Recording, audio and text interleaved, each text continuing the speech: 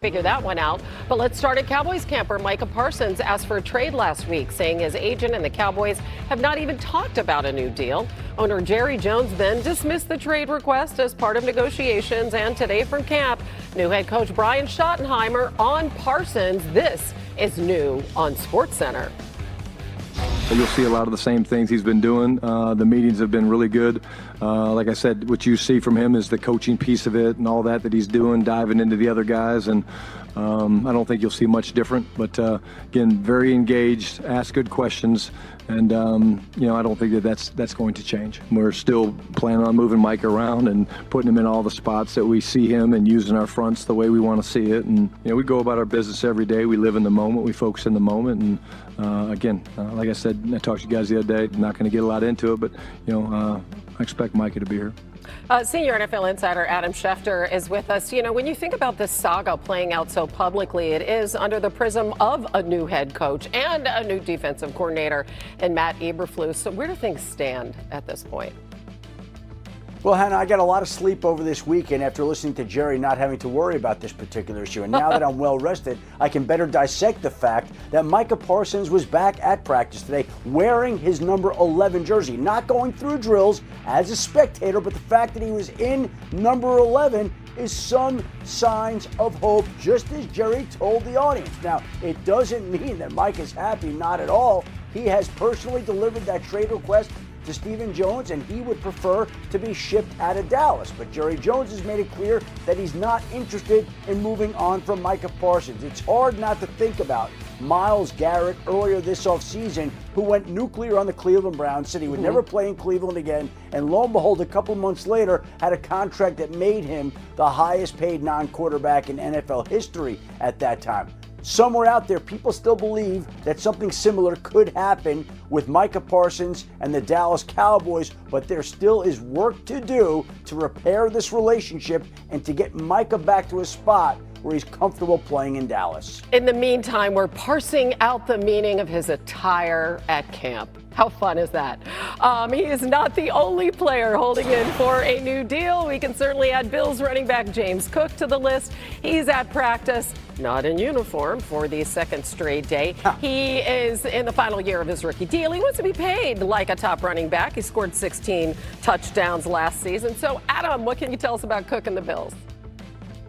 Well, Hannah, if we're parsing out attire, I think it's fitting that you're wearing green today, considering that we're talking about Micah Parsons and James Cook both wanting green. And James Cook really is the first contractual hold-in that the Bills general manager Brandon Beane has had in his 9 years as the Buffalo general manager. Obviously, the Bills not pleased, a little bit surprised and disappointed that James Cook started training camp going through drills, and now the past 2 days has opted not to participate and has been a spectator in much the way Micah Parsons has been in Dallas. Clearly, he wants a new deal. He's seeking a new contract. The two sides have been talking, but have been unable to bridge their differences so far. I would imagine that we'll see James Cook on the sideline until and if the two sides can figure out a way to bridge those differences and make Cook one of the highest paid running backs in the National Football League. Bills open the season at home against the Ravens in prime time on September 7th. Adam, as always, we appreciate you. Thanks. This is so hard to believe, right? Football season's practically around the corner, Kevin. 31 days away, and as summer winds down and school approaches, we are getting ready. Dallas and Philly kicking off the season Thursday, September 4th. Our first Monday night game pits the Vikings against the Bears in Chicago, a tone setter in the NFC North. Taking a look at the odds to win the NFC North this season, it's the Lions who lead the way at plus 145. Detroit getting Aiden Hutchinson back off that gruesome leg injury. As for the Vikings, they have the third best odds to win the division. O'Connell led Minnesota to a division title in 2022. NFL analyst Dan Orlovsky is hanging with us here on SportsCenter. Dan, last season such a magical run in Minnesota. Sure. The two perfect months, November through December. But Sam Darnold has moved on. This is J.J. McCarthy's team now. What are your expectations for the former top 10 pick? To very much so replicate what Sam Darnold did with the Vikings last year. I really believe that J.J. McCarthy should throw for over 4,000 yards and 30-plus North touchdowns. He's a perfect fit for his skill set in this offense. His skill set is being in rhythm and listening to his feet of when and where to throw the football. One hitch to a crosser, two hitch to a shallow, third hitch to a check down. And that's the basis of this Kevin O'Connell offense. This is a top 5 line of scrimmage football team, both offensively and defensively. It's one of the best coaching duos in the NFL when it comes to Kevin O'Connell and Brian Flores. Justin Jefferson is absolutely fantastic. So I understand that there's big shoes to fill by J.J. McCarthy. This guy won a national championship. He was a 4-star recruit coming out of high school. He was sensational in his collegiate career, and he's the 12th pick of the draft. It's okay to have lofty expectations, and I think if he plays average football and they stay healthy, there's no question they are absolute NFC Championship contenders. Although ESPN Bet has it a virtual toss-up for them just to make the playoffs at -105. Yeah, which could have a lot to do with their division as well. Speaking of a guy who was drafted high, how about pick number 1 overall? Caleb Williams, another huge question there in the North, learning Ben Johnson's offense. And Johnson called out his offense for being late getting out of the huddle and being really sloppy. He was not happy yesterday. Can you describe what kind of learning curve Caleb is going through right now? Yeah, extreme. He has to erase, in many ways, a lot of the things that have allowed him to be such a dynamic athlete and some habits that are bad, not to his fault. Everybody needs to understand that Caleb, for the most part, has played in no huddle offense and in the shotgun since he was in high school. And that's what was suited for, I'm sure, his team and his own specific talents. When you're a shotgun quarterback, often your eyes tell you when and where to throw the football and your feet just kind of follow.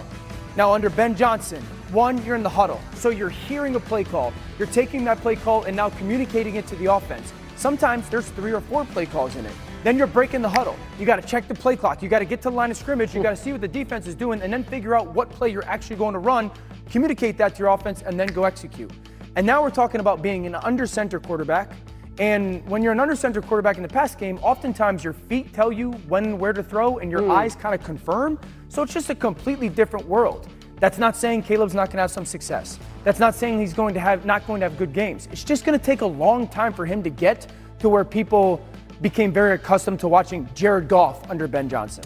Yeah, unfortunately, if they start losing games early, I mean, they're really going to hear it from the fans there in Chicago. So I think it's good. And really, that's a good thing, of course, unless your team has a disgruntled star. And then the clock is ticking to get a deal done. Micah Parsons, Trey Hendrickson, Terry McLaurin, James Cook, some very, very big names sitting out practice looking for those new deals. And since entering the league back in 2021, Micah Parsons has been one of the best at finishing the job.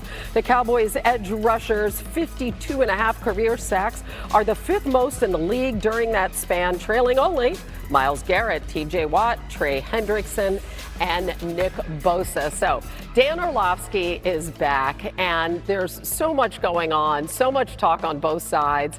Parsons was at practice today. Hey, breaking news, wearing his number 11 jersey.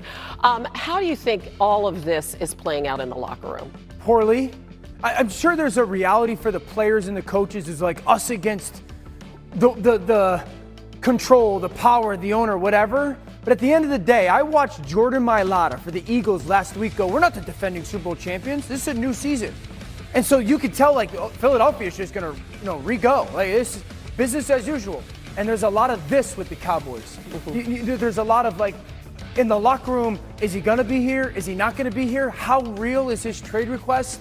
I've never heard a Cowboy player, certainly a star player, come out and say, I don't want to play for the Cowboys anymore. So there is a galvanizing of, like, the fellas, I'm sure, but there's also a little bit of, like, dude, we're a joke. Like, can't we just try to get better so we can beat Philly or beat the Rams or beat the 49ers or beat the Commanders? At some point, it's like there's a serious and an unserious, and it seems like this situation is a very unserious feel.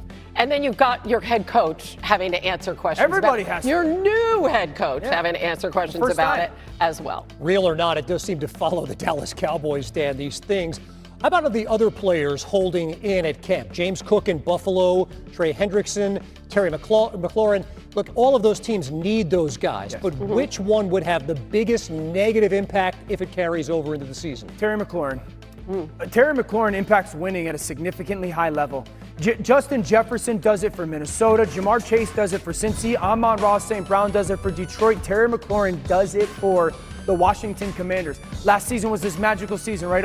Everybody's new and they hit the ground running, and it's this unbelievable run. Terry McLaurin impacted the success of both Jayden Daniels and that team at such a high level. And he's a guy that has been there.